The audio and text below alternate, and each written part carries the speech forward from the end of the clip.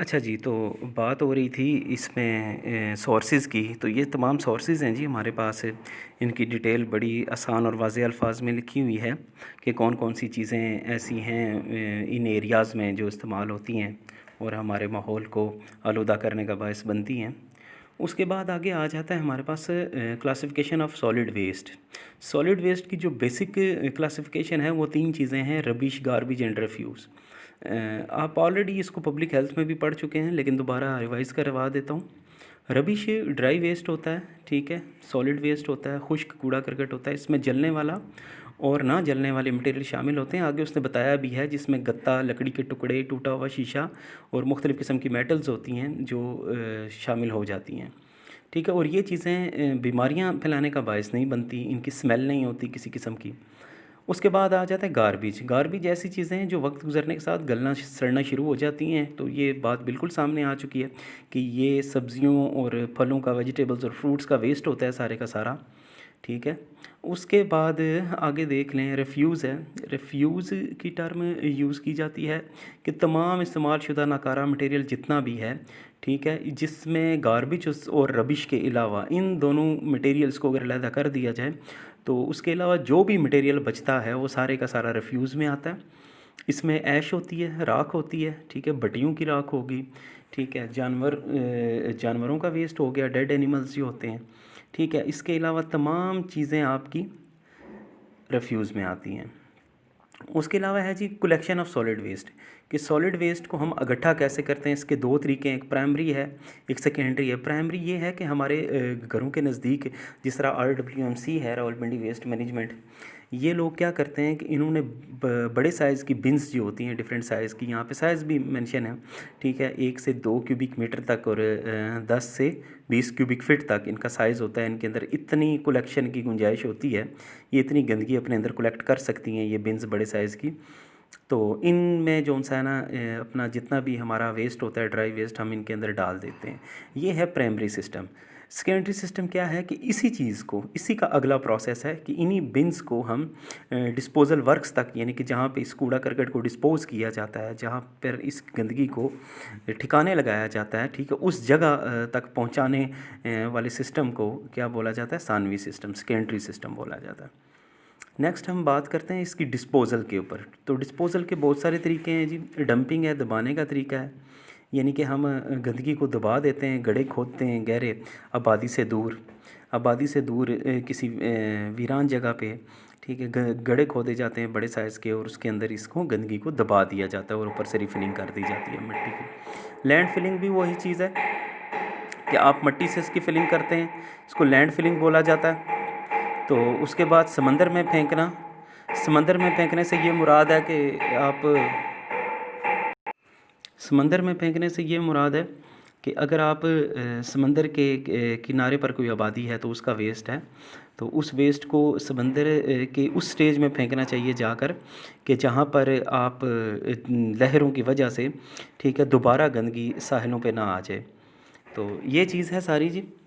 उसके अलावा जलाने का तरीका है, तो जलाया भी आबादी से दूर जाता है जाके गंदगी को, और जलाने में ये देखा जाता है कि हवा का रुख जो है, एयर डायरेक्शन हमारी ऐसी ना हो कि जिससे वो हवाएं सारी आबादी की तरफ आएँ, और जिससे जो आबादी को की सेहत, आबादी में रहने वाले लोगों की सेहत के ऊपर जिसके बुरे असरात मुरतब हों। आगे पल्वराइजेशन है, पीसने का तरीका है।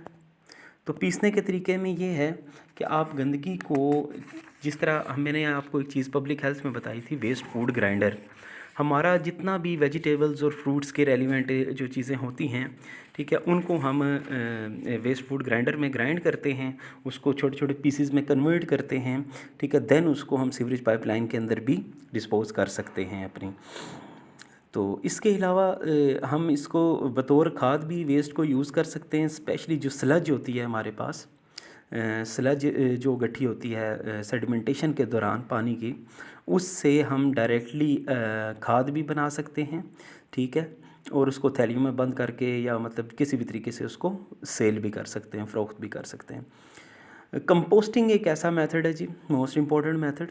कंपोस्टिंग ये चीज़ है कि ये सारा केमिकल और बायोलॉजिकल रिएक्शंस की वजह से एक बेहतरीन खाद बनती है, इसको खाद में कन्वर्ट किया जा सकता है। इसमें देख लें कि सबसे पहले ये चीज़ें अलग कर ली जाती हैं। इसमें जो ग्लास होता है, मेटल्स होती हैं, मेटल्स के पीसेस होते हैं और प्लास्टिक वगैरह को अलहदा कर लिया जाता है। इसके बाद जो बाकी मटेरियल बचता है, इसमें कार्बन और नाइट्रोजन की क्वांटिटी देखी जाती है और इनकी रेशो, अगर कार्बन और नाइट्रोजन की रेशो 20 से 30% रखी जाती है, ठीक है, तो उससे फिर आगे इसकी खाद बनाई जाती है। ठीक है, इसमें देख लें कि उसने ये चीज़ मेंशन किया, अगर कार्बन की मिकदार कम हो तो इस मवाद में भूसा, कागज़, घास फूस वगैरह इजाफी तौर पर शामिल किए जाते हैं। अगर नाइट्रोजन वाले अज्जा की कमी हो तो खून और स्लाटर हाउसेस जो ज़बह खाने होते हैं हमारे पास, वहाँ से हासिल होने वाली गंदगी शामिल की जाती है। इस सारे मवाद को मिलाकर एक पुख्ता फ़र्श पर रखा जाता है। इसमें इतना पानी शामिल किया जाता है कि इसमें मॉइस्चर यानी नमी की मिकदार 40 से 60% तक हो जाए। इस मवाद में एक जगह पड़े रहने से इसमें इनएरोबिक और एरोबिक बैक्टीरिया होते हैं। बैक्टीरिया अपना काम शुरू कर देते हैं, जिससे ये मवाद केमियाई और हयातियाती यानी केमिकली और बायोलॉजिकली चेंजिंग्स इसके अंदर आती रहती हैं और इस मवाद को 5 से 6 दिन के वक्फे के बाद हिलाया जाता है, इसको मूव करवाया जाता है और टेम्परेचर जो है वो 50 से 50 से 70 डिग्री सेंटीग्रेड पर होना चाहिए और 20 दिन के अंदर अंदर बेहतरीन खाद में तब्दील हो जाता है। ये पूरा प्रोसेस इसमें मेंशन है बड़ी डिटेल से। कंपोस्टिंग को आपने बहुत अच्छे तरीके से पढ़ना है। ठीक है जी। उसके बाद है कि इसको बेल्ट कन्वेयर की मदद से, स्टोरेज हुपर की मदद से, ग्राइंडर की मदद से, ठीक है, ये चीज़ें इनको दोबारा इसको तैयार किया जाता है और इसको सेल की कंडीशन में, फ़रोख्त होने वाली कंडीशन में इसको लाया जाता है। रीसाइक्लिंग एक प्रोसेस है, इसने एंड में बताया। तो आपके टोटल वेस्ट के अंदर तकरीबन 30% मटेरियल ऐसा होता है जिसकी रीसाइक्लिंग होती है, जो दोबारा से रीयूज़ हो जाता है। ठीक है, रीयूज़ होने वाले मटेरियल में आपकी वुड आ जाती है, लकड़ी है, ग्लास आ जाता है, बॉटल्स आ जाती हैं, जार्स आ जाते हैं, ये सारी चीज़ें आ जाती हैं। रीमॉडलिंग क्या चीज़ है? रीमॉडलिंग भी वही चीज़ है कि इसमें आपका जो टोटल वेस्ट है उसकी अगर आप उसको आप रीयूज़ करते हैं या उसकी रीसाइकलिंग करते हैं तो उसमें टोटल मटेरियल में 20 to 30% मैंने आपको पहले बात की थी कि चीज़ें जो रीयूज़ हो सकती हैं उनको अगर हम निकालते हैं तो हमारा वेस्ट ऑटोमेटिकली 30% कम भी हो जाता है।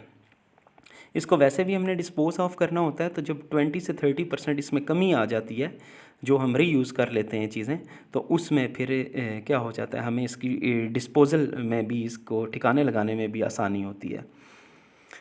तो ये था जी आपका आज का चैप्टर।